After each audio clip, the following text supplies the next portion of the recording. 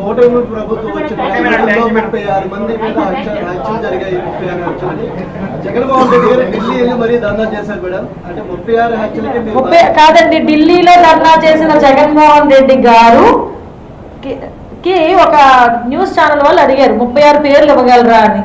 మరి ఎందుకు లేచి వెళ్ళిపోయాడు? 36 మంది చచ్చిపోయారండి, 36 రాజకీయాలు జరిగినాయి అని చెప్పినావు. ఆ 36 మంది పేర్లు మీకు విషయం చెప్పనా, గవర్నర్కి ఇచ్చిన లెటర్ ఉంది, దానిలో 31 అని రాశారు. నేను 4 నేను చెప్పాను కదా, నేను ఓపెన్గా క్రైమ్ నెంబర్స్తో పాటు చెప్పాను 4. అందులో 3 టీడీపీ వాళ్ళే చనిపోయారు, ఒకరే వైసీపీ వాళ్ళు చనిపోయారు.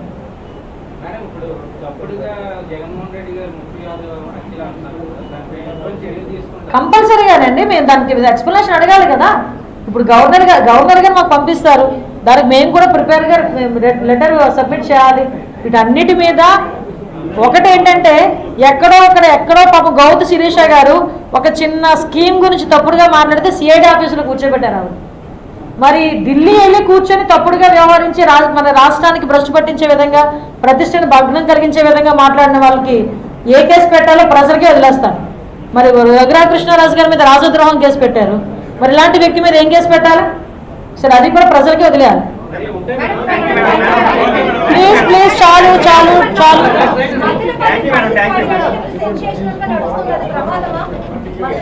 ప్రమాదం కాదని మా పోలీసు నిర్ధారించింది కదా, ఇది యాక్సిడెంట్ కాదు ఇన్సిడెంట్ అని చెప్పారు కదా.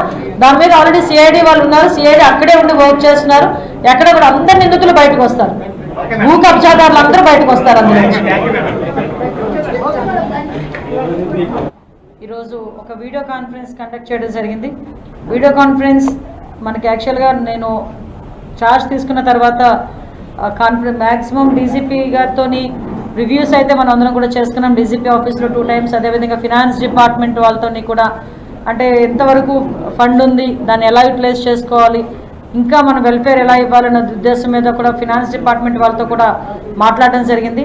అయితే ఫస్ట్ టైం నేను as a home minister review కూడా చేసుకొని ఈరోజు అందరు ఎస్పీస్ని కూడా వీడియో కాన్ఫరెన్స్లో తీసుకొని ఈరోజు మీటింగ్ పెట్టడం జరిగింది.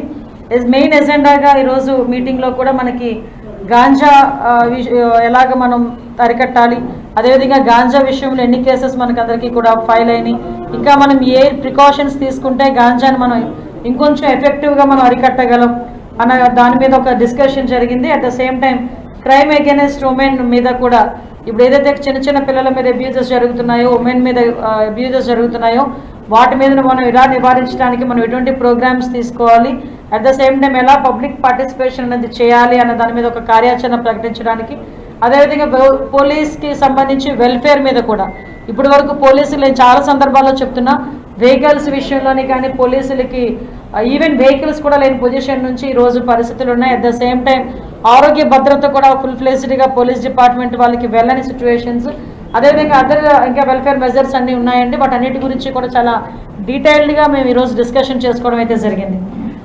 డిస్కషన్ చేసుకున్న ప్రతిసారి కూడా ఏదైతే మనకి పోలీస్ డిపార్ట్మెంట్ ఇన్వెస్టిగేషన్కి సంబంధించి ఇంతకు ముందున్న టూల్స్ ఈరోజు లేకపోవటం ఒక ఎత్తు, గాంజా విషయంలోని విచ్చలవిడితనం పెరిగిపోయి ఏ క్రైమ్ జరిగినా కూడా దాని వెనకాతల గాంజా అన్నది బేస్ అయిపోవటం అన్నది మనందరం కూడా చూస్తున్నాం. ఫర్ ఎగ్జాంపుల్ మొన్న వినుకొండలో హత్య జరిగినా, లేకపోతే అమ్మాయిల మీద ఏదైనా అఘాయిత్యాలు జరిగినా, చిన్న పిల్లల మీద అబ్యూజింగ్స్ జరిగినా, రేప్ అటెంప్ట్స్ జరిగినా, వీటన్నిటికీ కారణం ఏంటంటే ఒక కల్తీ మద్యం కానీ, లేదు అనుకుంటే దాని మీద ఎక్కువగా ఉన్నది డ్రగ్స్ కానీ గంజాయి కానీ. ఎస్పెషల్లీ మన 5 జిల్లాల్లోని కూడా విపరీతంగా గంజా అక్కడ పెంచడం అనేది లాస్ట్ 5 yearsలో జరగటం, మళ్ళీ దాన్ని ఇప్పుడు అరికట్టడానికి కనీసం ఆ టైంలో మీకు అప్పుడు కూడా చెప్పాను, మళ్ళీ ఇప్పుడు చెప్తున్నా, మన ఏఎస్ఆర్ జిల్లా నుంచి ఇక్కడ కిందకి వచ్చే రూట్స్లో చాలా రూట్స్ ఉన్నా కూడా కేవలం మొక్కుబడిగా ఒక 3 చెక్ పోస్టులు మాత్రమే పెట్టి ఆ రోజు కూడా రవాణాకి ఇంచుమించుగా కొంతమంది రాజకీయ నాయకుల ప్రోద్బలంతో అది వ్యాపారమే సాగింది.